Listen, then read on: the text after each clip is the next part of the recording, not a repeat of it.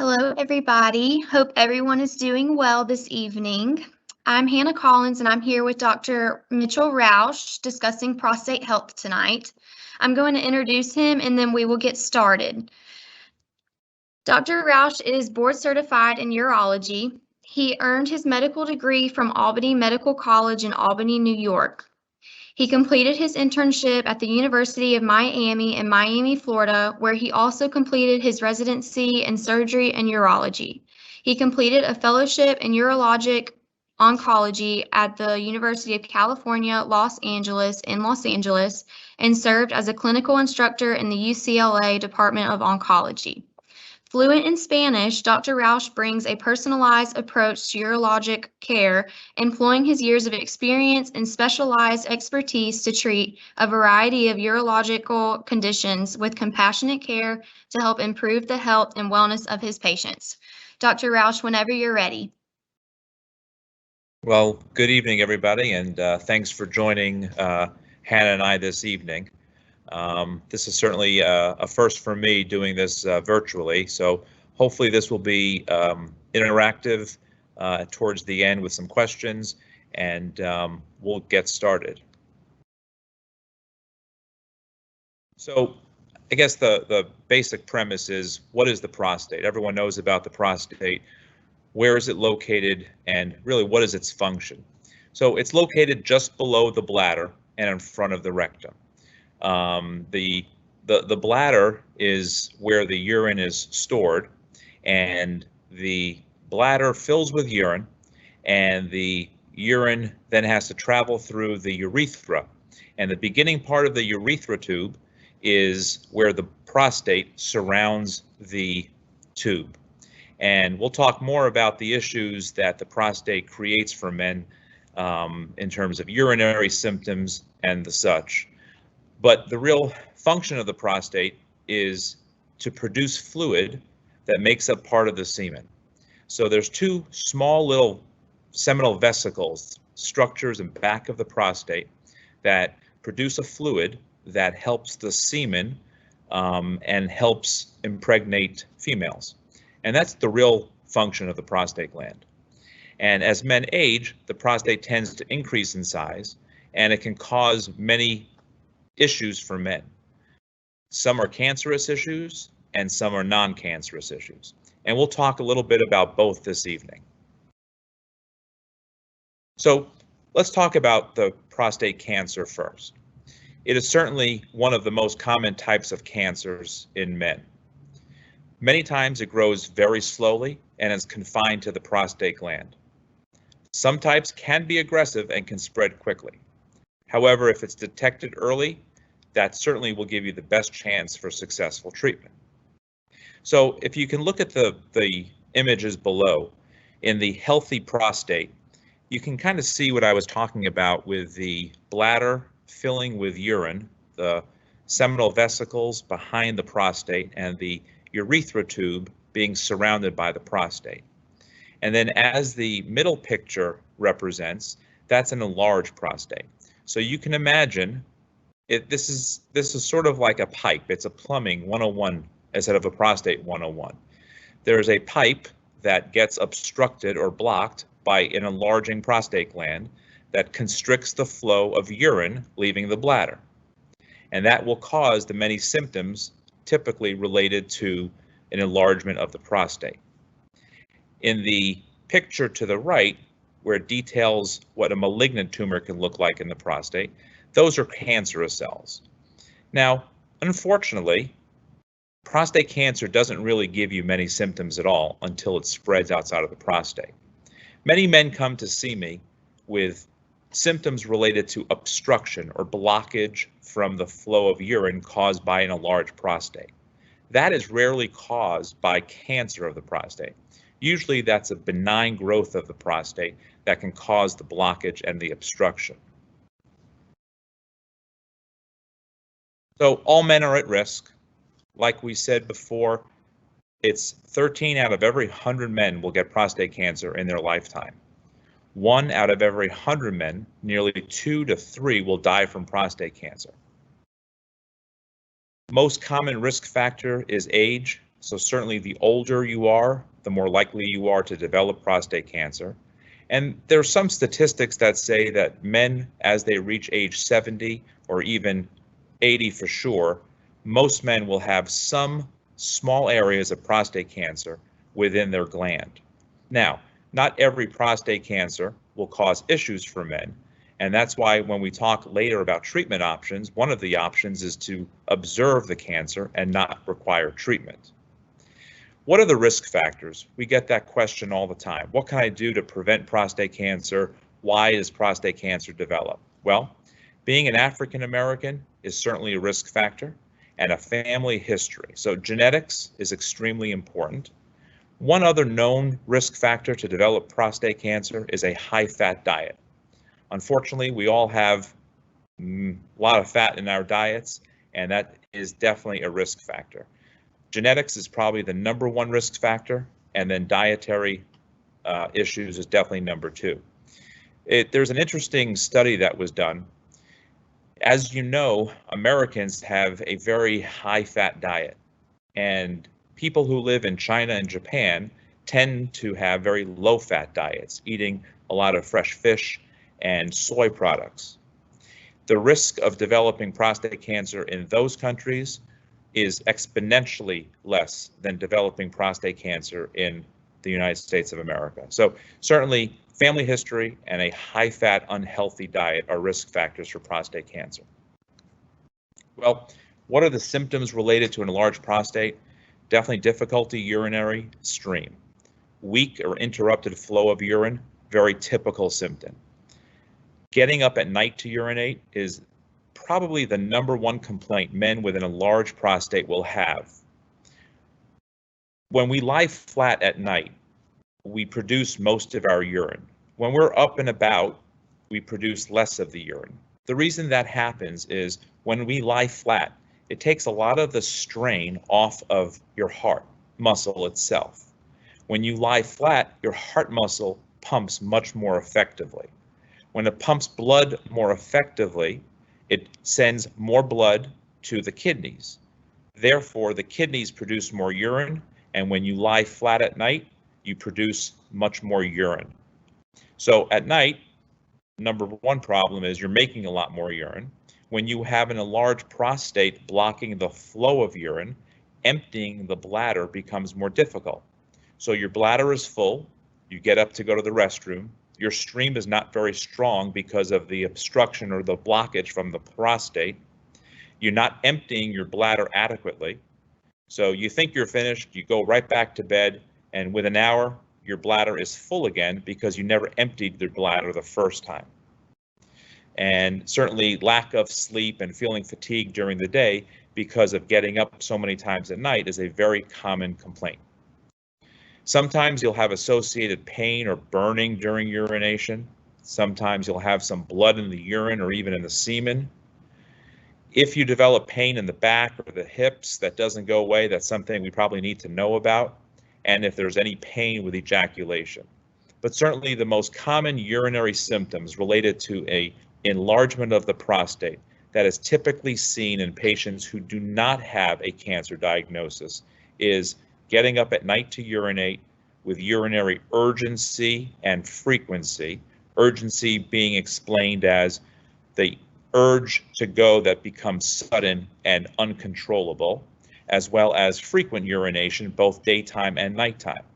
I always ask a typical question to my patients. If we went to see a movie right now, do you think you could sit through a 2-hour movie without having to get up? If the answer is, well, if I go right before and I go right after, that's probably a sign that there's some urinary symptoms related to your enlargement of your prostate. Well, how do you screen for prostate cancer? I'm sure most of the audience has heard about PSA, which stands for prostate specific antigen. It's a blood test that measures the level of PSA in the blood. Levels of PSA in the blood can be higher in men who have prostate cancer. Now, certainly, as many of you know, just because your PSA blood test may be elevated, in no means does that absolutely guarantee that you have prostate cancer. There are many other reasons why a PSA can be elevated, including infection in the prostate, just pure enlargement of the prostate or the size of the prostate.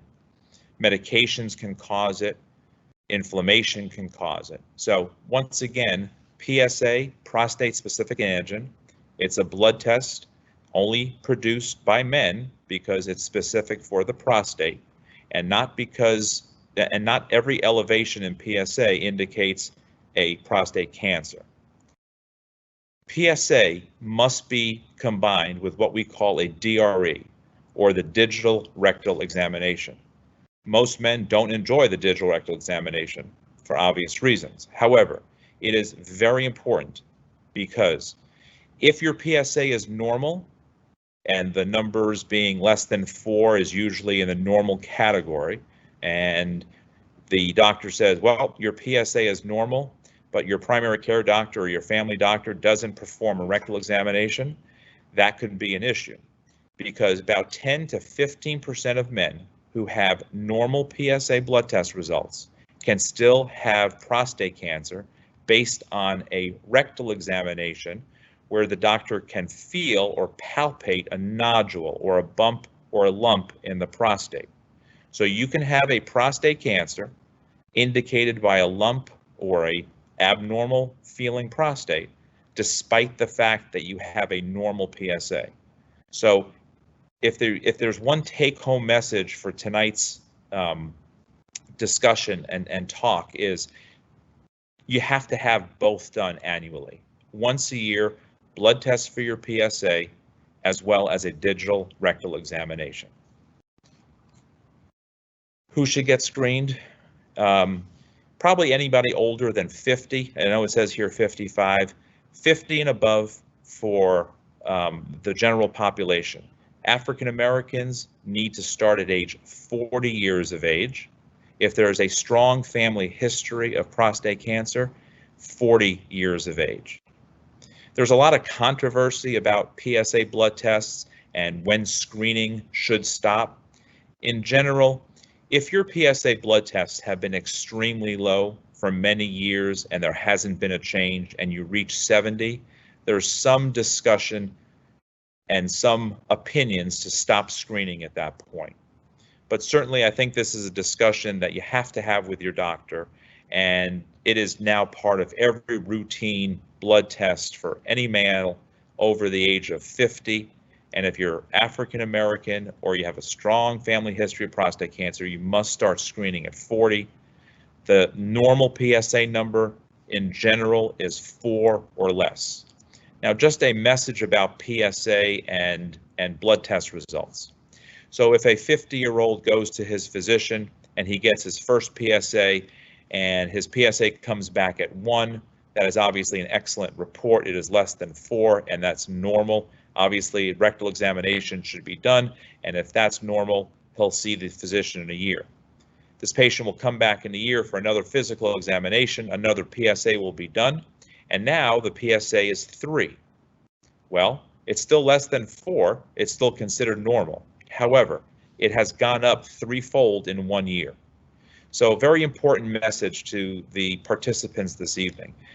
When you get a phone call from your physician saying all your blood work looks good, or you get onto my chart and you're able to see your own results now, always look back at last year's PSA results. You'd always want to make sure that there hasn't been a 15% or greater change in PSA year to year. So it's not only the number itself, but it's the change in the PSA from year to year that can make a difference. One other point about PSA, if you're currently taking a medication called Proscar or finasteride, which is a commonly prescribed medication for people with enlarged prostates, your PSA blood test result is half of what your PSA really is. So if you're on finasteride and Proscar and your PSA blood test result is a 3, your actual PSA number is a 6. So that can be a little tricky because, again, the number's less than 4, that's a normal number, but if you're on finasteride or the medication called Proscar or something called Avodart, which is another kind of medicine, you have to double your PSA. How do you find out if you have prostate cancer? Well, you come to see me and a biopsy is done. It's an outpatient 5-minute procedure with some local anesthetic. We biopsy the prostate. We take approximately 10 to 12 samples, send it to the pathologist, and we are able to diagnose prostate cancer that way. It then says prostate seed implant, radiation therapy, and surgery. These are all treatment options once a biopsy is done and the cancer is diagnosed. One could have a form of radiation therapy. Usually what we recommend is external beam radiation therapy, where the radiation beams are created from the outside without penetrating the body in any invasive way. There's also surgery for prostate cancer, and nowadays we use the robotic assisted with minimally invasive approach here at Tanner Hospital in Carrollton. Another option for prostate cancer treatment is what we call active surveillance, or just watching the cancer. And certainly that's all based on the grade of the cancer, your PSA, what your prostate may feel like, your age. So when you determine prostate cancer options in terms of treatment options, you have to take all those factors in, including age, the biopsy grade, which is now called a Gleason score, your original PSA, and then you can determine if you're a candidate for radiation therapy, robotic prostatectomy, or even simply observation.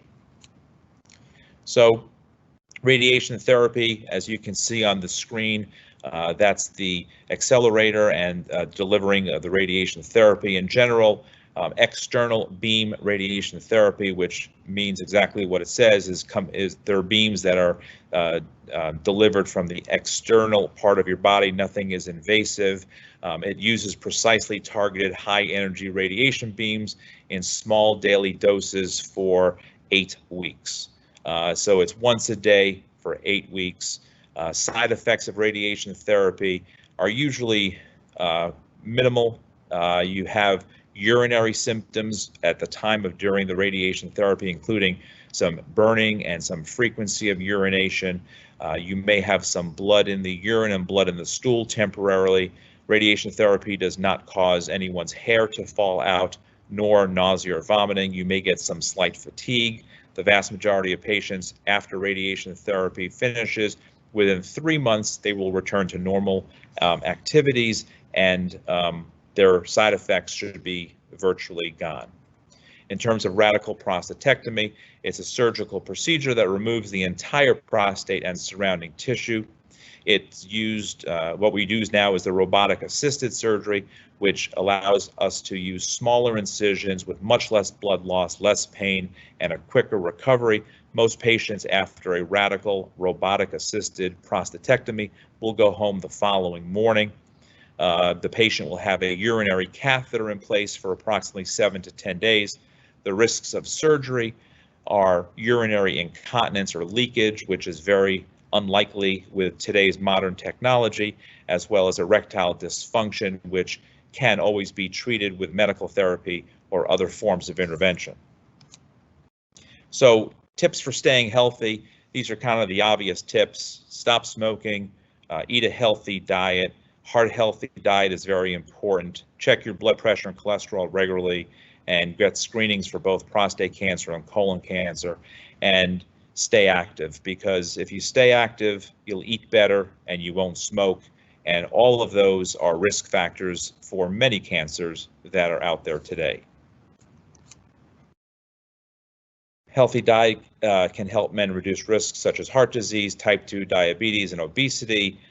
These are kind of obvious stuff with fruits and vegetables, whole grains, and fat-free, low-fat dairy products are healthy choices. Obviously, if a diagnosis of prostate cancer is given to a patient, it's a very stressful period of time.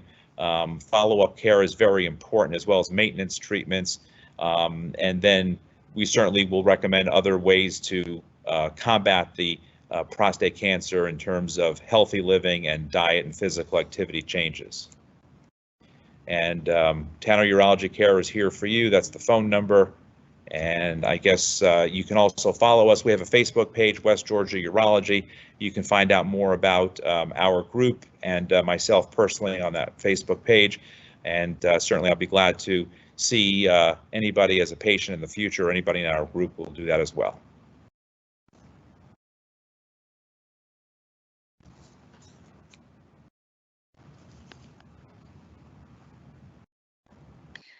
Dr. Rauch, you did have a couple of questions come through. All right. One of them was, if you have had prostate cancer before, what is the first thing to look for that might be a sign that it has come back? That's a great question. And the number one thing you have to look for is PSA blood test elevation. So PSA may not be the best screening test for prostate cancer diagnosis, meaning there are a lot of other reasons why PSAs could be elevated besides cancer. However, once you have treatment for prostate cancer, PSA is an excellent screening test, or PSA is an excellent marker, I should say. After radiation therapy, one's PSA should come down to 1 or less and stay there. It may take up to 18 months for that to occur. So it's a slow decrease in the PSA, but it should get to 1 or less and stay 1 or less. With a radical surgical procedure, it should be at 0 and stay at 0.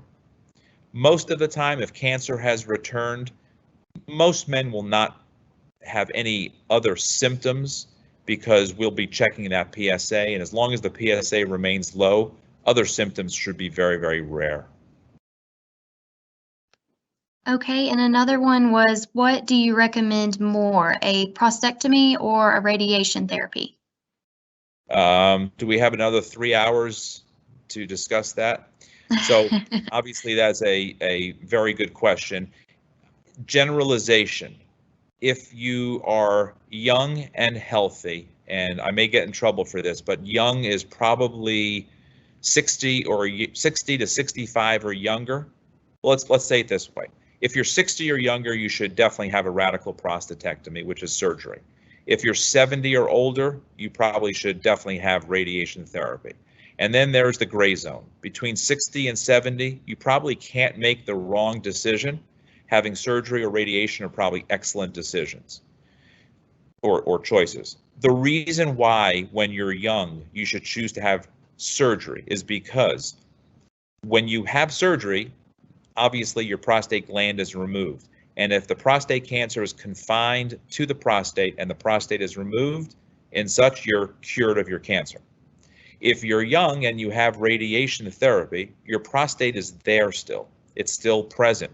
It hasn't been removed. It can still develop an additional prostate cancer many years down the road. So if you're 52 years of age and you have radiation and 10 to 15 years go by and you're still in your healthy 60s, that's probably an issue because it makes treatment much, much harder. So in general, the younger you are, surgery, the older you are, radiation. And then you had several inquiries about if your practice was taking new patients and yourself. Absolutely. And that was it. Well, we appreciate you joining us, Dr. Rauch, tonight. It's our pleasure. My pleasure.